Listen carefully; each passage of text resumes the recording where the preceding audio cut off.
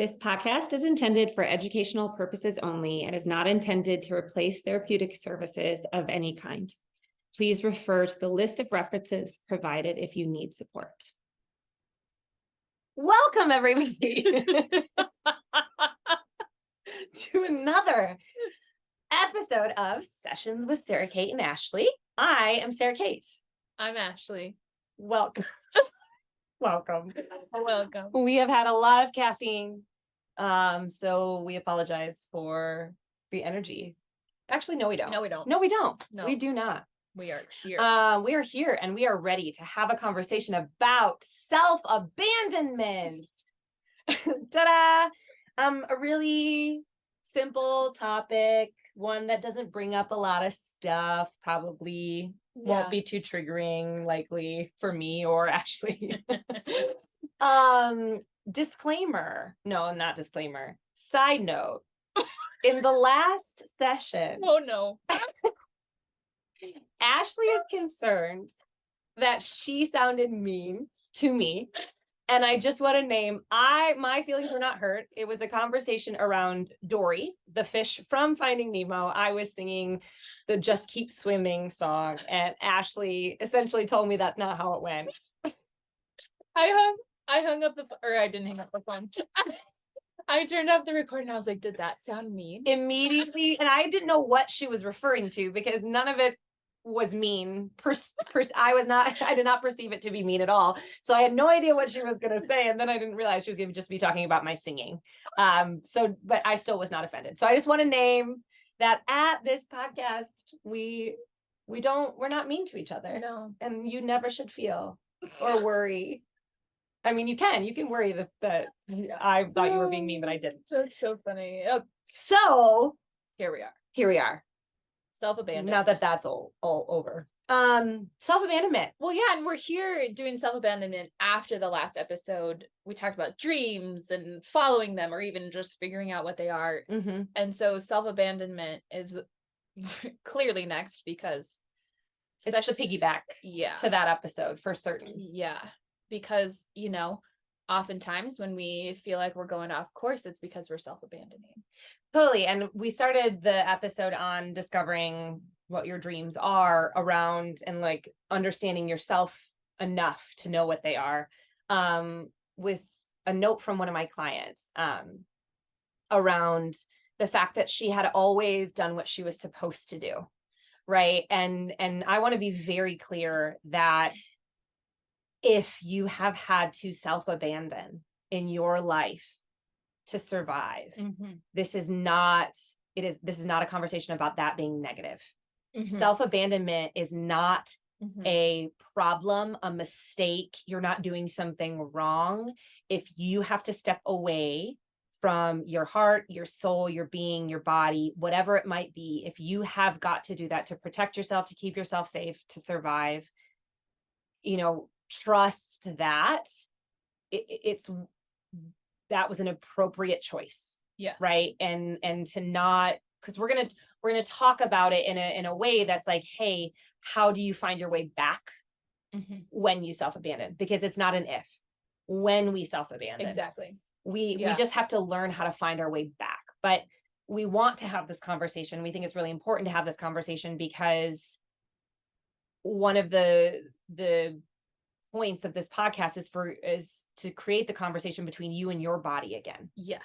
And when there's been self-abandonment, there can be a lack of trust with us and our own bodies, with us and our own beings, because our body and our being has been here and we've had to step away. Right. And so it's like in any relationship, if there's rupture, if something bad has happened, there has to be repair. Yeah. And it takes time to do that, right? It takes time to trust ourselves again and trust our body again when maybe we just have never actually trust what we felt, what we thought, what we knew, what we did. Yeah. And so I just wanted to name that this isn't, you're not doing anything wrong if you can't choose yourself. You're not making a bad choice if you have to look to another or do what you need to survive. It's more a conversation about how do you slowly learn to return and Mhm. build that trust with yourself when you've had to self-abandon. Yeah. Yeah. Thank you for saying that, Mm-hmm. because that's like just the most important piece of this. Mm-hmm. So, Sara Cate, when you self-abandon, Oh, what a treat it is. okay, well, let me preface this with like, and especially in the last episode, we talked about how like we all feel the expansion and like the right feeling of like when something is really right and we're like, that is the direction we're supposed to go. We all feel that differently. Mm-hmm. We all feel self-abandonment differently too. And so how I'm going to experience it in my body isn't the same as how Sara Cate is going to experience it in her body. And when I ask her, what does your body feel like, or where do you go? What do you do when you self-abandon? How do you know? This is, yes, she has experienced this. We all have, right? I have, but this is also like a reminder that like, this is what it feels like right now. Mm-hmm. Right. And in 3 months, in a week, if there's been another self-abandonment time, it might feel totally different. Mm-hmm. But if we can identify where we're at right now and how some of those sensations show up, Mm-hmm. that is going to be what helps us find the sensations in our body for when we come out of that self-abandonment. Mm-hmm. And come back. Yeah. Mm-hmm. So do you know how it shows up? Couple ways. I think the number one way that I actually can recognize when I am not taking care of myself, honoring myself. When you say taking care of yourself, what do you mean? Managing my boundaries, Okay. not hyperextending, Okay. Like saying not yes to too many over giving, things? saying Okay. yes to too many things, worrying about somebody else's emotional experience more than my own, not considering my own emotional experience, Totally. shutting. So what I notice the most, or how I feel it in my body, is I don't feel connected to my body. Yeah. I cannot get a sense. And normally, because I've been doing this work for a hot minute, I feel all of the things all of the time. Yeah. And so it's a big red flag to me if I cannot track my intuition. It's almost like I almost go into a little bit of a panic. Yeah. Because I'm like, oh shit, I'm not making choices from a place of actual self-discernment. I'm making it from external factors. Yeah. And that to me that is my high level. Again, my experience, my high level of self-abandonment is when I am externally orienting, listening to somebody else's needs, listening to somebody else's feelings, adapting my experience based off of only things that are around the outside. Yeah. And oh my God, Eminem just came into my when I said around the outside. Sorry. Wait, way too much. Do you want to sing that? No. No, I don't want to sing Eminem. And it's also not singing, he's a rapper. Yeah, true. Anyway, wow. This isn't going to be an interesting one. But No. yeah, that's for me high level self-abandonment is just really orienting and organizing my life, my body, even like how much I'm sleeping, how I'm feeding myself. If I am so focused on the things I have to do for others or what somebody else is feeling more than myself, where I can't even understand what I'm feeling, or I realize I haven't thought about what I'm feeling about something in a while, then I know I've like clicked out again. And, this is, as we go through these podcasts, Ashley and I have a lot of conversations we want to have. We have quite an extensive list. And one of them is, on attachment trauma and why sometimes we've had to self-abandon and only externally orient to to the caregivers that were in our lives, because that's what kept us safe. If you had that volatile parent where you had to kind of gauge and watch and manage their every move and manage your reactions based on their move, that it is hard then as an adult to really understand and know what it is that you need, because you've constantly been orienting to your environment, not to self. And, it's a lot of work. And kind of, as I was saying, like, it's almost like I have to not apologize to myself, but I always take a moment when I come back and I'll place my hands on my belly or hands on my heart. And I'll just be like, I'm sorry I left. Yeah. I'm back now. Yeah. I will always come back.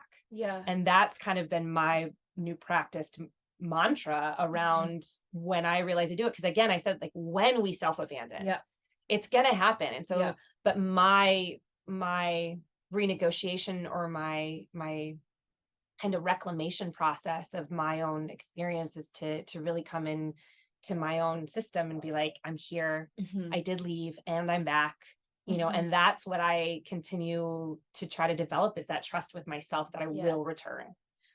And it is the trust that is going to make the next time a little bit easier. You know, trust is not something that is so easily gained sometimes. And it is something that we have to practice. And even the smallest thing that you listen to in your body, like something so, what can I use as an example? Like if you're working out and something just doesn't feel right the way they're saying it, and you go like a little less deep in the squat, or you like, whatever it is, you lighten the weight, you don't, you know, like even just that, even like your body telling you like, hey, this isn't right. That teeny tiny minuscule little thing is so huge for trust in your body. And I think that's one of the things that I wish people knew more of, is you get to practice this all day long. Like you get to practice every single time you're like, oh, I'm thirsty and I need some water. Your body is learning, like, we can tell this person what our needs are and they're going to respond and give it. That is the trust, that like deep, easy trust is what we're after. And it allows us then, when we self-abandon, it helps us come back sooner, because Sara Cate's body knows deep down that she's there. There are fleeting moments where we leave when we self-abandon, but when we practice, there's the underlying notion that like she's gonna come back, and that just gets easier to feel the more you do it. Totally. And like, you know, that when we self-abandon, and maybe we should like drop in a little bit to what that even means. It's like when we have to sacrifice, like if you are a parent, if you are a caregiver to a parent, if you are, or a sibling or a partner, or, you know, if you are in a job that sometimes takes your agency, like there are 1,000,001 reasons why we have to sometimes shut our own needs down and have them be, I don't even want to say forgotten, but just unacknowledged or unnoticed. There are times that is a real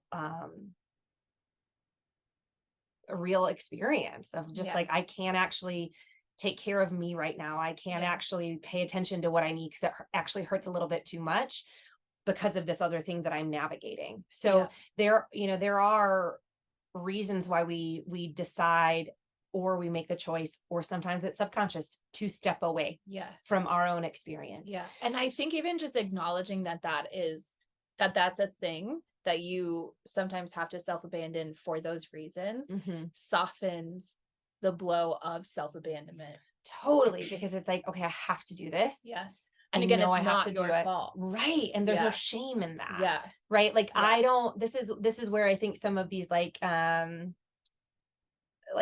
I don't know if it's toxic positivity, but it's like toxic kind of self-aggrandizing, where it's like, me, you know, now I'm going to only worry about me. And I'm, you know, like this kind of like concept of like, I am the only thing that's important and matters.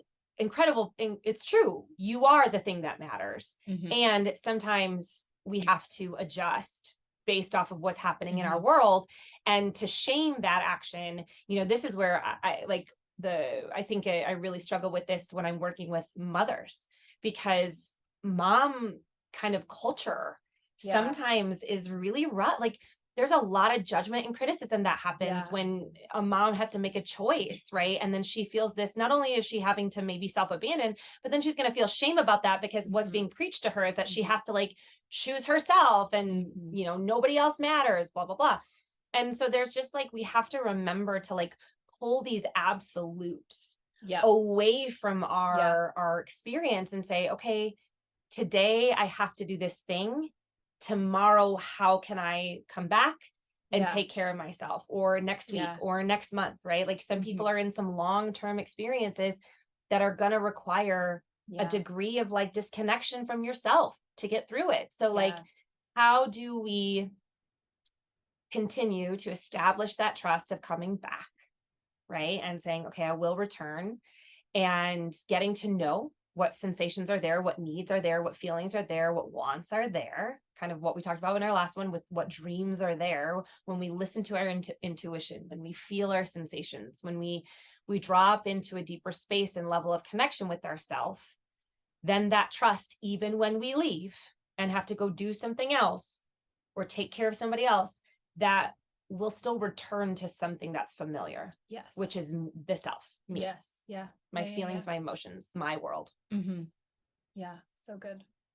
Good job. That's great. That was great. I feel like they should rewind, listen to that again. But yeah, I mean, but Yeah. so then I want to ask that for you. Like, for you, what does it feel like when you self-abandon? So I am very similar to Sara Cate. I feel everything. I feel all of it all the time. And when I self-abandon, I start to notice a couple of things can happen.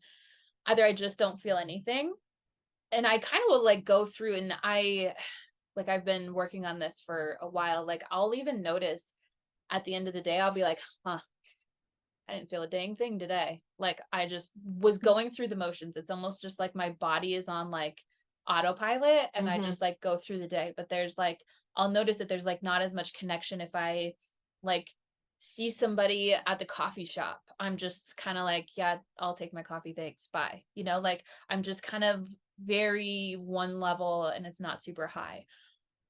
Or I'll notice myself just not almost how do I describe it? Like almost like paralyzed in a way. Almost like, oh, I can't even like go do that because it's so chaotic what I'm trying to like organize or like deal with, that I find myself almost like it's like I can't move forward. And that might look like I choose to like not go to the workout that I was planning on going to. Or if I'm in the workout, I just kind of like shut everything off, which puts you at risk then for injury because I've completely shut off everything. And I'm not even thinking about Very true. What is going on in my body. But instead of taking the time, and this is one thing I'll notice, like if I remind myself that like, okay, I have to deal with this, or this is a big deal. This is a big thing. And like, I can't really connect to myself right now. If I still find time, or if I still like go to a workout, but I remind myself of like, okay, but you're going to come back. Like, it's going to like she said, like tomorrow I'll be back, or next week or next month or whatever it is. I'm still able to have even the tiniest little bit of connection to myself in that workout, that like, that's going to decrease that risk of injury. But if we just continue to like blow through everything, other things start to happen, like physical injury, or, other things too. But, so that's what I do. I either just, it's like autopilot, or I feel like, I feel like a pinball, like bouncing all around over the place. And I don't know. You're just like, boom, here I am. Here I am now. Yeah. There's not a presence. Yeah. There's not that like self connection enough to say, oh yes, I'm doing this thing and I know how this thing makes me feel. Yeah. And one of my favorite things about the work I do is being able to help someone differentiate between like what it feels like physically when you're away from yourself, and the rest of it, right? Because it's not just about the physical, it's not just about the non-physical. They go hand in hand, but they might feel differently. And to help someone who maybe is like a mom, right? Like a mom who is really having a hard time, and her life is now dictated by this little human that just came into the world overnight, and here they are, right? Like you can prep for it as much as you want, but that little thing came overnight, and here it is. And now you have to like kind of figure out your life around this other human's needs. And that's really, really, really hard. And it is very different to look at that physically versus non-physically. And whatever way becomes easiest for that person to return home to, it doesn't mean that it happens all together, all at once with everything in you. It might be that person's ability to return home to her physical body is available. And maybe the rest of it comes later, or maybe it's vice versa. And that's like one of my favorite things is helping people differentiate what it can feel like to return home Mhm. in all of the aspects. Yeah, like that knowing when you're with yourself and knowing when you're not. Mm-hmm. It is such if we've historically had to live outside of our body, Mm-hmm. and when I say that, I just mean you recognize you have a body, Mm-hmm. but you don't necessarily know how you process trauma or process grief or process sadness. It's just like maybe those emotions overwhelm you and they just like overtake you. Maybe those emotions just aren't accessible to you. And that, like, not having that, we call it a felt sense of how those things show up, is a disconnection. We talked in, I think one of our first episodes was around disassociation and what that means to be separate from our body. Yeah. And so self-abandonment can look like that. It can look like I'm just disconnected and detached, or it can actually be, sometimes it's even a very internal thing, because Mm-hmm. if I realize that I can also sense my sadness. Like, Yeah. I can sense this ache. Yeah. And sometimes I've had this conversation with a few of my clients, because a lot of us have abandonment wounds and a lot of us have attachment trauma that produced from being abandoned by caregivers.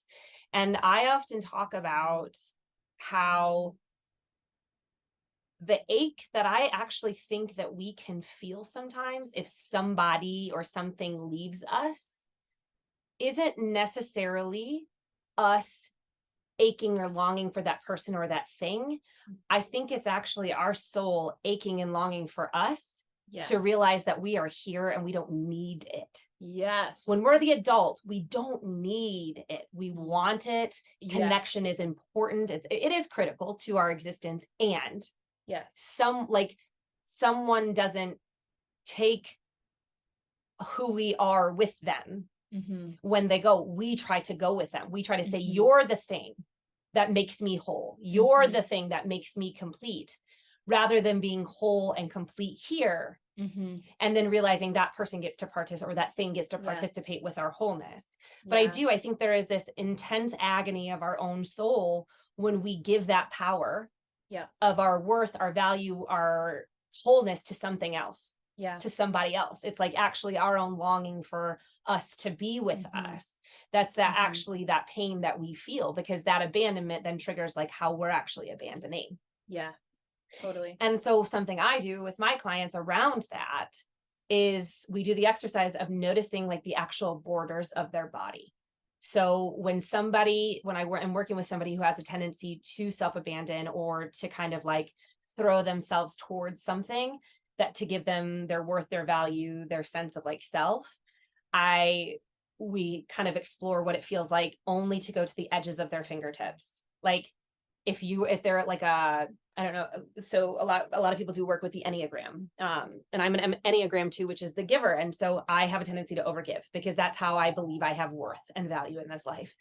And so I have to even do this exercise where I'm like, okay, Sarah, what does it feel like for you to give, but only to the borders of your body, only to the edges of your fingertips? Where's that boundary? Where is that line? And we're going to have a whole other conversation about boundaries, but that for me is a natural boundary I have to use. If I feel myself hyperextending, if I'm hurtling my energy past the ends of my fingertips, I know I'm going to get resentful.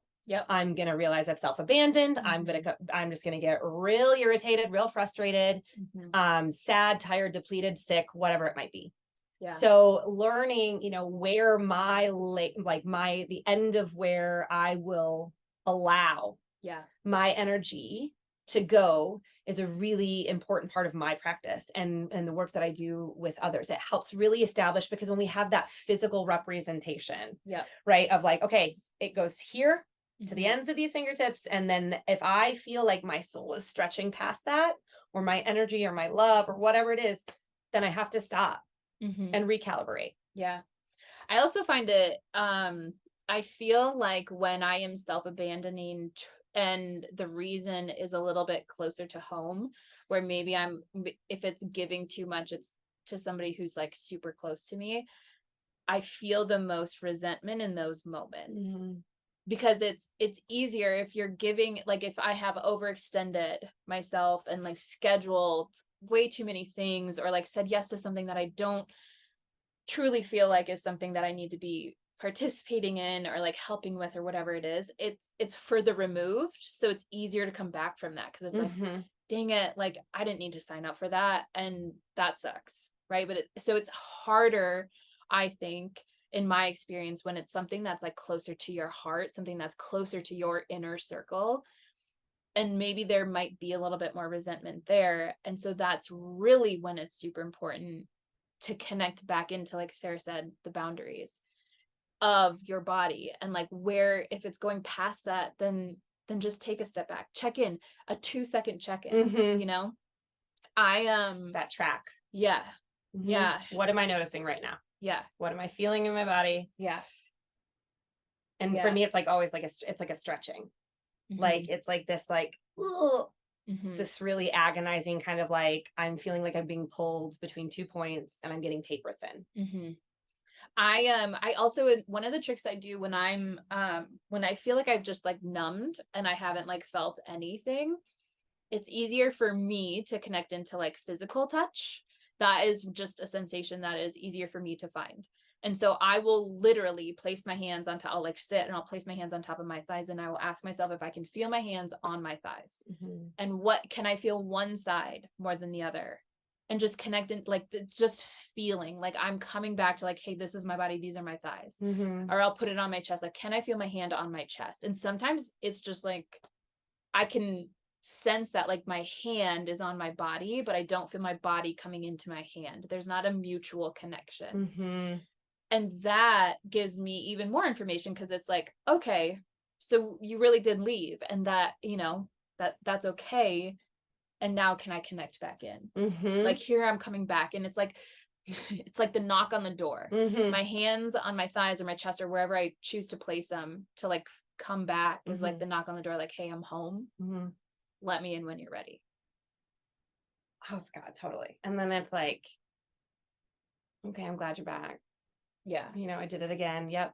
You know, like holding back the judgment, holding back the criticism.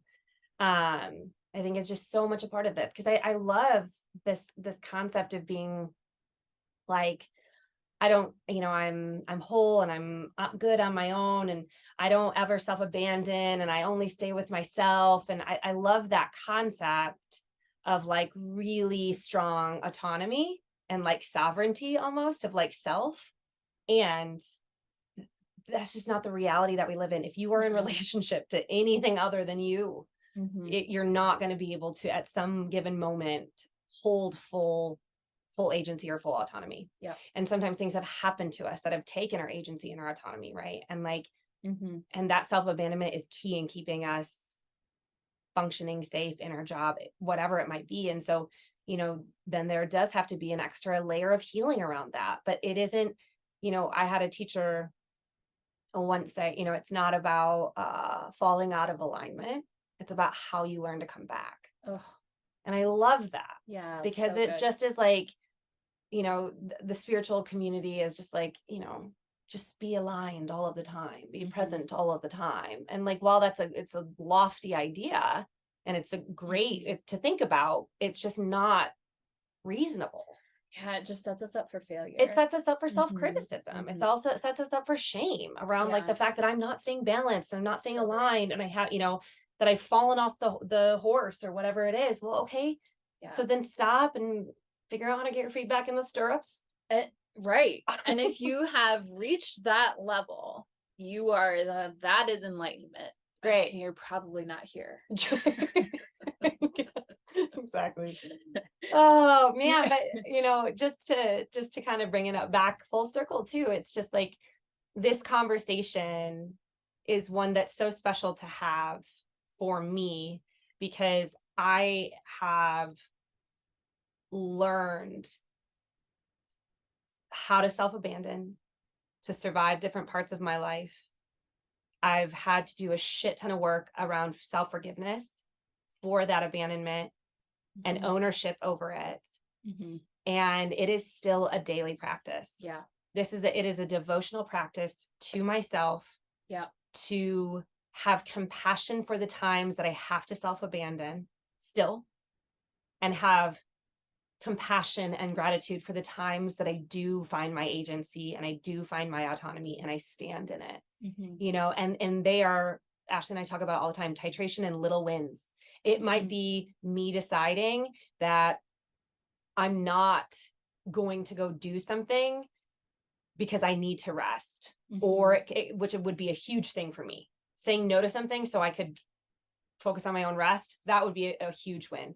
A little win is like, Sarah, do you need that extra cup of coffee to blow out your adrenals and your cortisol Yes, levels? the answer is yes. Yeah. Most of the time I would be like, yeah, let's light it up. But the times that I'm like, no, actually I need to like allow my system to slow down a little bit. That's choosing some health for my body. Yes. So it can be little teeny things. It can be these tiny little moments of choice.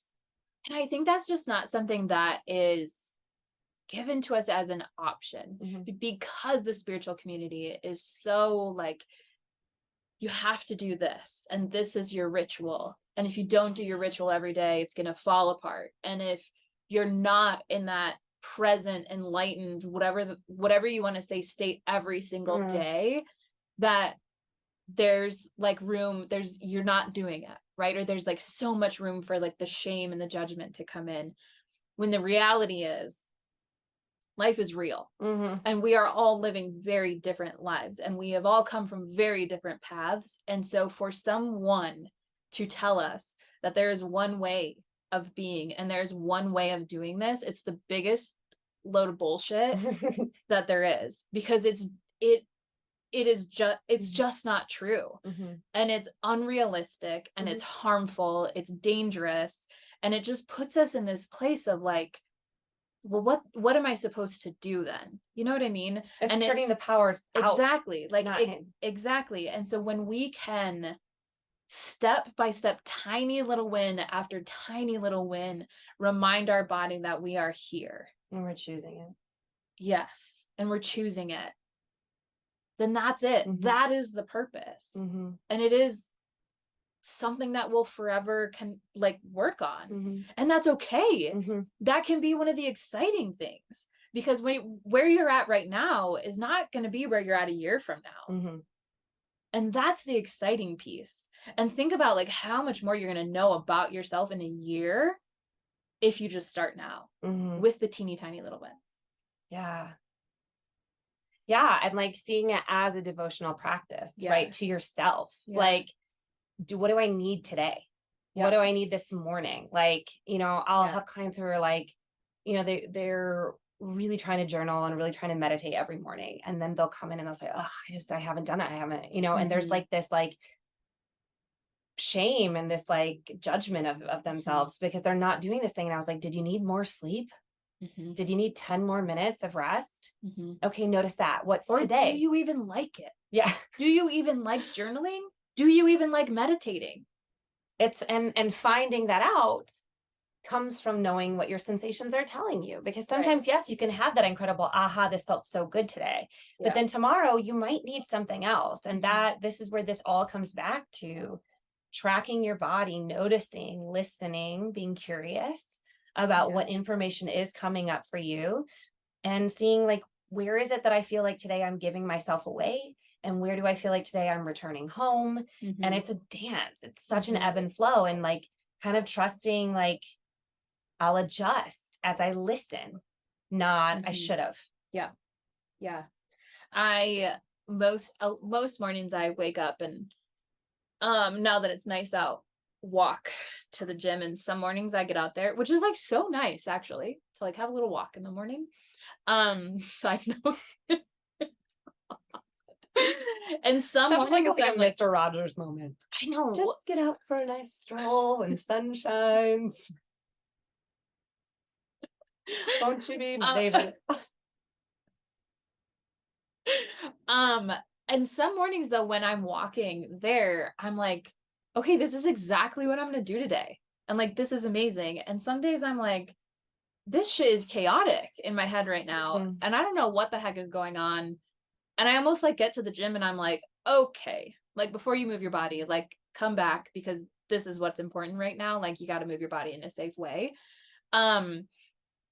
And I used to like really struggle with that, because I used to be like, why should I be able to do this every day? Like every day I should be able to know what I want. Right. But was I even really asking myself what I wanted or what I needed? No, I was just assuming that I should wake up and immediately know without asking the question, and we don't know until we ask. And that's like true for anything really. But like, so now it's more of like, oh, I know what I want. Like, thank you for telling me that, or I know what I need, or whatever it is. Or it's like okay, like, that's all right. We'll figure it out as we go. And some days that's easier than others. But again, it's not about perfect. Like, we're never going to be perfect. We're going to fall out. We're going to come back. We're going to fall out. We're going to come back. And each day is so different. Yeah. And trusting. And this, and goes back to the, like, learning to trust. Yeah. What is there? So as always, we bring our perspective, we bring our experience personally and professionally to these conversations, knowing that there are so many other experiences happening in this world. And so depending on you, your life, how you were raised, what your lived experiences are, this could be very similar or very different for you. And so the invitation is not to apply these things blindly to who you are, but to be curious about your experience of this, and to notice what these kind of concepts and these conversations mean to you. How do they register for you? How do they land for you? How do they not resonate with you? Right. And like, it's okay to have criticisms and confusion around some of these things, because sometimes that gives you the most information. Totally. This is all an exploration. Yeah. And I just think self-abandonment for anybody is a real and present risk all of the time. Yeah. And so if we can find more compassion for others and ourselves, when, we can't choose ourselves and we can't be all empowered. And in that, like, that moment of like Spice Girls energy, I won't sing. Colors of the world, spice up your life.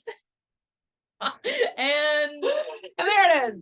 So okay, we are sending care and compassion out in the world to you. Maybe the conversations get to be a little bit kinder towards yourself about stepping away, and maybe the conversations that you start to get to have with your own being when you come back are a little bit nicer. Yeah. And with a little bit more consideration for the fact that it's true that we sometimes have to do this, but self-abandonment gets to become self-choosing as well. Yes. Self-abandonment gets to become self-choosing. It's another mic drop moment by Sara Cate, everyone. Thanks for joining us. Oh, this is a roller coaster. Bye.